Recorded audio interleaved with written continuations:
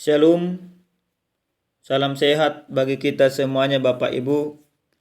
Selamat tahun baru di tahun 2024 ini. Kita bersyukur untuk segala kebaikan, kemurahan yang telah Tuhan nyatakan bagi kita, sehingga kita dapat tiba hingga tahun 2024. Itu harus kita sadari, bukan karena kekuatan, bukan karena kebolehan, tetapi semata-mata karena anugerah yang telah Tuhan nyatakan, yang telah Tuhan berikan kepada kita, yang harus kita syukuri dan menjadi motivasi kita untuk senantiasa semakin mendekatkan diri kepada Tuhan, sehingga hidup kita di tahun 2024 ini penuh dengan berkat dan tentunya berkenan di hadapan Tuhan. Jemaat yang dikasihi Tuhan kita Yesus Kristus, sebelum kita mendengarkan kebenaran firman Tuhan pada saat ini, mari kita bersatu dalam doa. Kita berdoa. Kami bersyukur ya Tuhan kami atas segala kebaikan, kemurahan dan penyertaan yang telah Tuhan nyatakan bagi kami. Kami bersyukur Tuhan telah menemani kami, menyertai kami hingga tiba di tahun 2024, tahun baru ini dalam keadaan baik. Bapa yang baik, kami mau menjadikan firman-Mu sebagai pedoman di dalam kehidupan kami, dalam menjalani setiap tahun-tahun kami. Biarlah kiranya Tuhan menyertai kami. Dalam nama Yesus kami berdoa. Amin. Jemaat Tuhan yang dikasihi di dalam Tuhan kita Yesus Kristus, adapun sabda Tuhan yang menyapa kita pada saat ini tertulis dalam kitab Keluaran pasal 6 ayat 1 sampai dengan ayat 7. Demikian firman Tuhan. Selanjutnya berfirmanlah Allah kepada Musa, "Akulah Tuhan, aku telah menampakkan diri kepada Abraham, Ishak dan Yakub sebagai Allah yang Maha Kuasa, tetapi dengan namaku Tuhan aku belum menyatakan diri. Bukan saja aku telah mengadakan perjanjianku dengan mereka untuk memberikan kepada mereka tanah Kanaan, tempat mereka tinggal sebagai orang asing, tetapi aku sudah mendengar juga orang-orang Israel yang telah diperbudak oleh orang Mesir, dan aku ingat kepada perjanjianku. Sebab itu katakanlah kepada orang Israel, Akulah Tuhan, aku akan membebaskan kamu dari kerja paksa orang Mesir, melepaskan kamu dari perbudakan mereka, dan menebus kamu dengan tangan yang terancung dan dengan hukuman yang berat. Aku akan mengangkat kamu menjadi umatku, dan aku akan menjadi Allahmu, supaya kamu mengetahui bahwa akulah Tuhan Allahmu yang membebaskan kamu dari kerja paksa orang Mesir. Dan aku akan membawa kamu ke negeri yang dengan sumpah telah kujanjikan memberikannya kepada Abraham, Ishak dan Yakub. Dan aku akan memberikannya kepadamu untuk menjadi milikmu. Akulah Tuhan."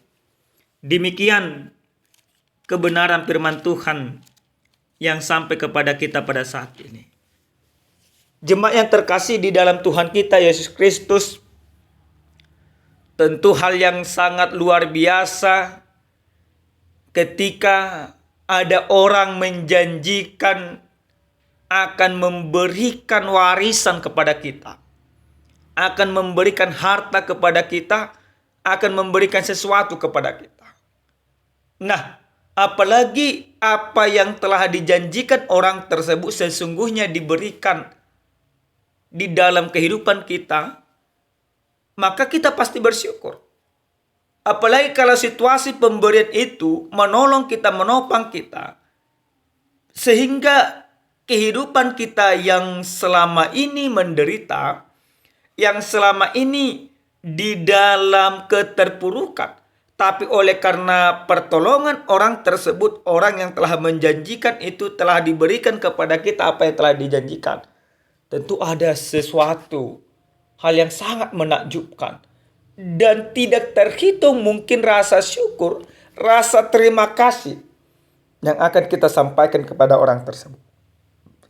Jemaat yang dikasihi Tuhan kita Yesus Kristus, Di dalam kebenaran firman Tuhan yang sampai kepada kita pada saat ini, di mana Allah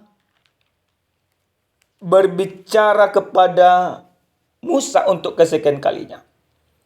Allah mengutus Musa untuk pergi ke Mesir, menjumpai orang Israel, mengajak mereka, memberitahukan kepada mereka tentang rencana rancangan Tuhan yang akan Tuhan nyatakan kepada orang Israel. Akan tetapi situasi yang dihadapi orang Israel pada saat itu, di dalam keterpurukan, di dalam ketertekanan, bahkan situasi itu membuat mereka menderita. Oleh karena penderitaan yang begitu berat, oleh karena penindasan yang meremukkan kehidupan mereka, maka bangsa itu mengerang kepada Tuhan, atau bangsa itu berseru kepada Tuhan. Maka seruan daripada bangsa itu didengarkan oleh Tuhan.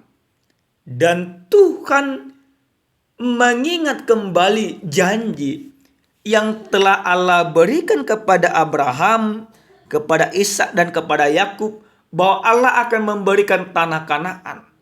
Tanah Kanaan itu tidak secara langsung diberikan Tuhan kepada Abraham, Ishak dan Yakub, tapi perjanjian Allah kepada tiga bapa leluhur orang Israel akhirnya diwujud nyatakan oleh Allah dengan memberikan kepada orang Israel.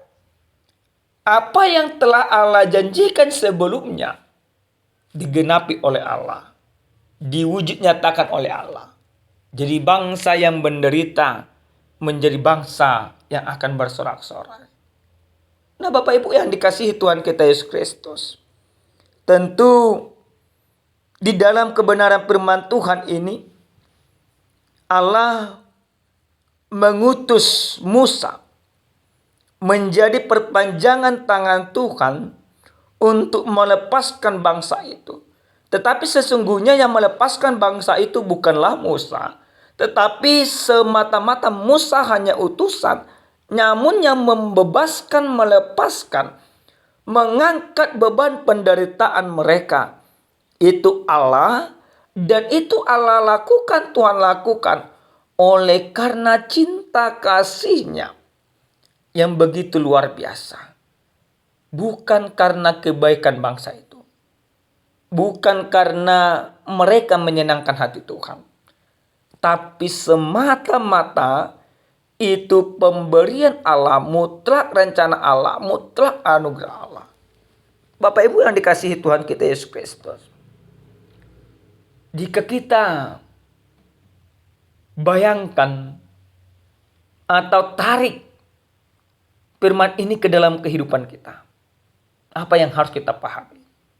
Yang pertama, Bapak Ibu yang dikasihi Tuhan, lewat firman ini kita mau diingatkan sesuai dengan tema Allah yang membebaskan. Di tahun 2024 ini, di awal tahun ini, kita harus percaya bahwa kita tiba ada hingga tahun 2024 karena Allah yang membebaskan kita, karena Allah yang menuntun kita, karena Allah yang mengizinkan kita untuk tiba tahun 2024.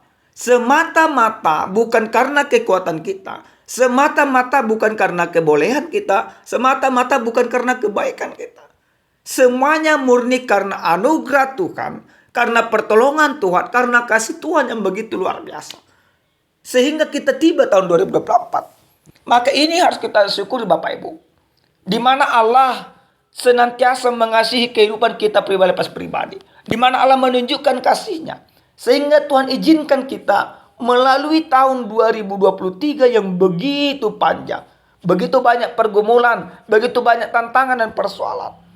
Tapi Tuhan menibakan kita, menghantarkan kita di tahun 2024 untuk menyadarkan kita akan kebaikan Tuhan. Bapak Ibu yang dikasihi Tuhan, ini harus kita sadari bersama. Tentu tahun 2023 bukanlah tahun yang begitu mudah yang kita jalani. Tapi tahun yang begitu banyak kemuliaan dan persoalan. Tapi Allah mengangkat kita.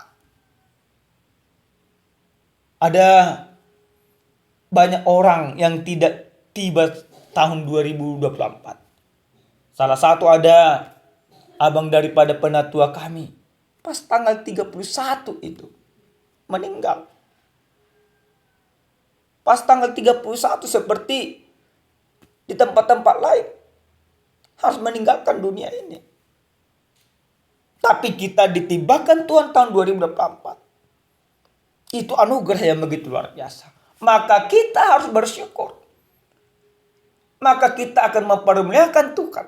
Maka kita akan menyadari bagaimana kasih dan anugerah Tuhan yang begitu luar biasa bagi kehidupan kita. Dia telah membebaskan kita melewati masa-masa sulit, melewati masa-masa suram di tahun 2023. Yang kedua, Bapak Ibu yang dikasihi Tuhan kita Yesus Kristus. Dari perikop kebenaran firman Tuhan ini, kita mau diingatkan ketika Allah membebaskan kita, ketika Tuhan mengizinkan kita tiba tahun 2024, maka apa yang diinginkan oleh Tuhan dari kita? Seperti di dalam ayat ke-6 dalam kebenaran firman Tuhan ini dikatakan, Aku akan mengangkat kamu menjadi umatku, dan aku akan menjadi Allahmu, supaya kamu mengetahui bahwa akulah Tuhan, Allahmu yang membebaskan kamu dari kerja paksa orang Mesir. Nah, di tahun 2024, karena Allah yang membebaskan kita melewati tahun 2023, maka di awal tahun ini kita harus mau berkomitmen bahwa yang harus kita akui, yang harus kita percayai, yang harus kita sembah, yang harus kita muliakan, bukan dunia ini tetapi Tuhan. Maka Tuhan mengizinkan kita tiba di tahun 2024 dengan satu tujuan, supaya hidup kita benar-benar mempermuliakan Tuhan. Supaya hidup kita pergunakan untuk pekerjaan-pekerjaan Tuhan. Maka muliakan Tuhan di dalam hidup, di tengah-tengah keluarga, di dalam setiap pekerjaan. Karena itulah yang harus kita lakukan. Hanya mengakui Allah, semata-mata Allah yang perkasa dan Allah yang begitu luar biasa. Bukan Allah-Allah yang ada di dunia ini. Yang terakhir, Bapak Ibu yang dikasihi Tuhan, ada sebuah ilustrasi. Ada seorang pelari dari Afrika, pelari maraton yang melakukan larian maraton ini 10 km. Dia berlari sampai akhirnya dia sampai ke garis finish dengan juara. Maka wartawan berlomba-lomba mewawancarai dia. Dikatakan oleh wartawan, apa yang kamu makan, bagaimana kamu mengatur fisikmu, bagaimana kamu bisa konsisten berlari dan lain sebagainya. Bagaimana pola latihanmu dan lain sebagainya sehingga engkau dapat juara. Bapak Ibu yang dikasihi Tuhan, jawaban dari pelari itu, dia hanya katakan, aku memang latihan, aku memang makan makanan bergizi, dan aku mengikuti segala instruksi daripada pelatihku. Tapi aku yakin dan percaya juga bahwa pelari yang lain juga demikian. Tapi yang ku yakini, aku bisa menjadi juara oleh karena pertolongan Tuhan.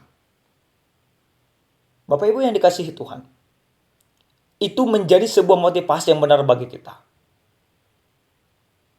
Pas seperti yang dibilang pelari tersebut, semuanya yang mengikuti lari maraton itu pasti latihan, pasti makan bergizi, pasti berusaha dengan keras.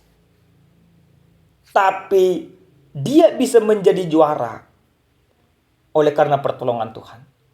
Dan kita juga demikian Bapak Ibu. Oleh karena pertolongan Tuhan, oleh karena pekerjaan Allah yang nyata di dalam kehidupan kita, maka kita tiba di tahun 2024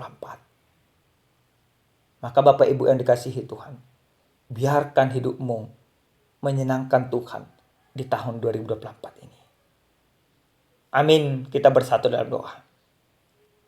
Kami bersyukur Tuhan Allah kami, Allah yang maha baik, untuk segala kebaikan, kemurahan, dan penyertaan Tuhan yang telah Allah nyatakan bagi kami.